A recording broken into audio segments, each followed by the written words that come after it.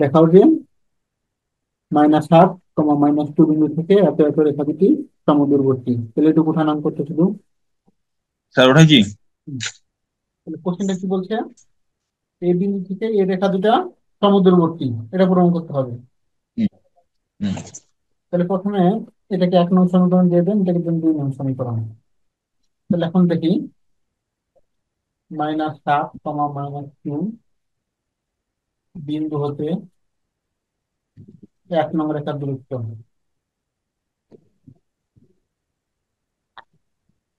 তাহলে একটা বিন্দু থেকে একটা রেখার দূরত্ব বের করবো কিভাবে? ওই যে দেখেন, এক্স এর জায়গাতে বসাবো, একটা পরম মান দিয়ে দেন। এক্স এর জায়গায় -8,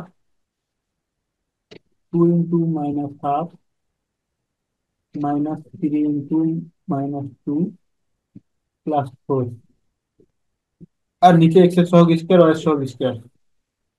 নিচে এক্স এর সহগ স্কয়ার, ওয়াই এর সহগ স্কয়ার, তাই তো? তাহলে এখানে কত হচ্ছে? হুম 4 + 9। তাহলে এখান থেকে হচ্ছে আমরা 9/13। এটা বুঝছেন তো? মনে আছে এটা? একটা বিন্দু থেকে একটা হ্যাঁ, রেখা শুরু করতে জি হয় স্যার। কিভাবে? আচ্ছা, লেখেন আবার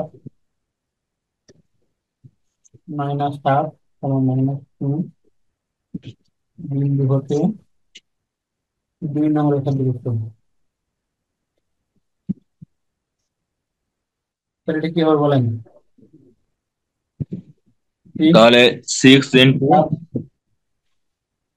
+4 -2 -7 √ 36 + 16, তাই তো? এখানে পরম মান দিয়ে দেন।